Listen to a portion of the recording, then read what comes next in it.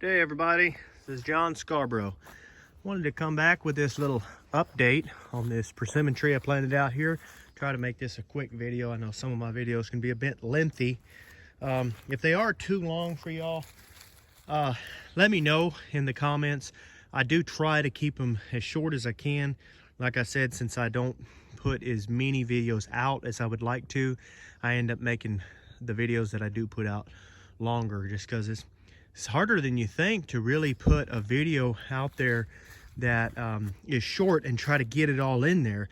And for me, it aggravates me to listen to a video when I'm watching somebody else's video where they're just rushing through it all and they're speaking way too quick. And I find myself doing it too, just because I'm trying to hurry up and get all the content out. So I do hope y'all do forgive me for that. But if they are too lengthy, let me know and I will try to work on that as best I can. If you like them the way they are, feel free to let me know that too. I would appreciate it. Anyway, try to keep this somewhat short. I'm already over a minute here. So this is the persimmon tree that we did. For anybody that hadn't seen that, I will post. That should be already posted by the time you see this video. The main thing is you can do this with any tree, pretty much. I planted this in what will be a cow pasture. I do graze them in here right now, but there are a lot of weeds. This used to be cut over. We're going to turn this into pasture a little at a time if we can. I've got to get out here with my bush hog and get it bush hogged and everything. But what I'm going to do is I'm going to plant a few trees along the way out where I need them. And this is something you can do when you're, well, even really when you're not grazing cattle around it. You can do this just to help keep deer and stuff like that off of it. Just one more little step to keep it from being girdled at the bottom. And that's when they just eat all the bark off. And you want to plant your trees in the dormant season.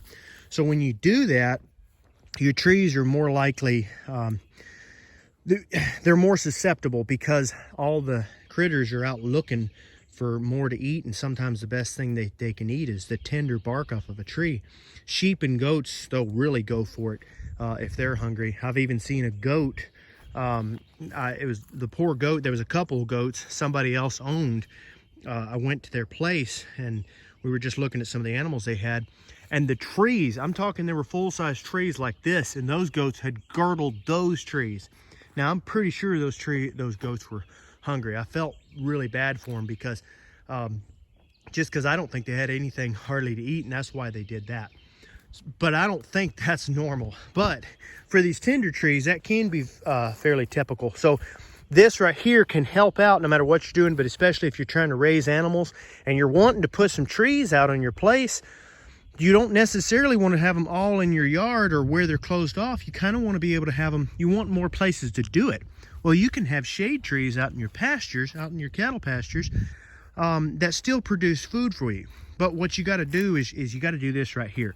Now, I've seen people do this with hog panel. And it works pretty good. You just buy one hog panel, cut it into thirds, and I don't even think you'd really even have to use the T-post, maybe just one to keep it from just completely being pushed over. But this works really well. For me, this is actually just some wire that was left over when they did my concrete. That's just some of the wire for that, and that works pretty good. I've seen quite a few people do different things. One thing I have seen several people do is they'll get wire with lots of, with a lot more wire in between, and that keeps rabbits and other varmints from getting in there. And I do know that probably is better to do that. But honestly, there's only so much that I can do, and there's a lot of people I've seen, a lot of people that just use cattle panel, and rabbits and stuff can still go right through there. So they seem to have good luck. So I'm gonna just try it like this. Because for me, the T-post, I'm not wasting the T-post. I'll pull them back out of there when this tree's big enough.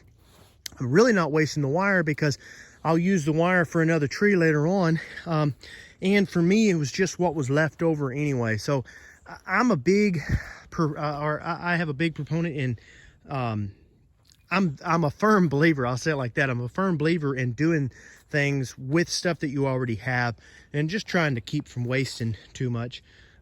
Just because when you try to do everything perfect, especially on a farm or a piece of land, you can run into a lot of money. But this is virtually free to do this. And this is probably about 5 foot tall, I would say. And so probably about the time the tree starts to get to where it's growing up out of there, I'll just make sure, you know, I can take all of that off after that point. But I can still reach in here, guys. I can still reach in through all these holes and trim that. I'll probably put something around there. I've thought about doing ground up bark or some kind of wood chips or something like that. Only thing I don't like about that is if the tree had a fungus in it before and you put that around there, then it could spread the fungus to the new tree. So hay is a pretty good alternative because it's not spreading any fungus that the tree would be susceptible to. At the same time, I'm a little worried about the hay, especially out here in the middle of nowhere, because I'm worried about it attracting certain varmints that would get in there. So I'm not real sure what I'm gonna do. I do like hay for the trees around my house. Don't seem to have as much of an issue. We got enough cats and stuff around there. It's not a big problem.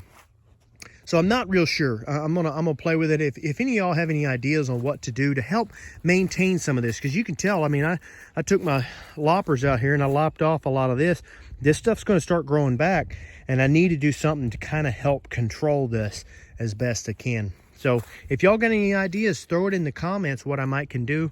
I'm gonna go ahead and say one more thing while trying to keep the video as short as possible. If you do this in your pasture, make sure you have more than enough room to bring a bush hog, however big, the biggest bush hog and tractor you're gonna have. For me, a 15 foot is about as big as I'm gonna get. I mean, honestly, I don't know of anything even any bigger than that, but I know that my bush hog is 15 foot batwing, but I wanted to make sure that I can get plenty room all the way around there, and I want to make sure that I can get all the way around there, and also make sure that even when the tree is big, it's not going to be hitting my tractor cab when I'm coming around. So try to keep that in mind. Even if you don't own a tractor right now and you're small and you're trying to get started, there's a good chance eventually you'll end up owning something like that.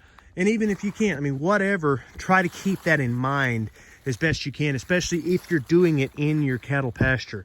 Don't do them so close together that you can't maintain it, because if you can't do some sort of maintenance on it, eventually it's going to get harder and harder to maintain. So if you are doing it out here in your pastures, do them plenty far apart to where you're still getting lots of sunlight and you can get all the way around with a bush hog or anything else. So I ended up going, I think it was 30 yards off of that fence over there is what we did. I don't remember, it was something like that. It was a pretty good distance to make sure I had more than enough room to get all the way around with that tractor. And then going all the way up there, the same thing up around that end. I made sure that I had more than enough room. Anyway, guys, wanted to make that quick update. Hope y'all enjoyed it. If you liked it, don't forget to like and subscribe.